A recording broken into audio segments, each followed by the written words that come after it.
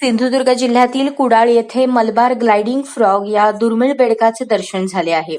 कुडाळ तालुक्यातील SSPM medical college and lifetime हॉस्पिटलमध्ये वन्यजीव प्रेमीला हा बेडूक आढळला. सामान्यतः पावसाळी हंगामात आढळणारा हा बेडूक डिसेंबर महिन्यात दिसल्याने आश्चर्य व्यक्त होत आहे. मलबार ग्लायडिंग फ्रॉग हा पश्चिम घाटात प्रदेशनिष्ठ असणारा बेडूक आहे. हवेत उडत जाणारा बेडूक म्हणून याची ओळख आहे. मात्र दक्षिण कोकणातील वेंगुर्ला, सावंतवाडी, दोडामार्ग तालुक्यामध्येच प्रामुख्याने याचा अधिवास आहे.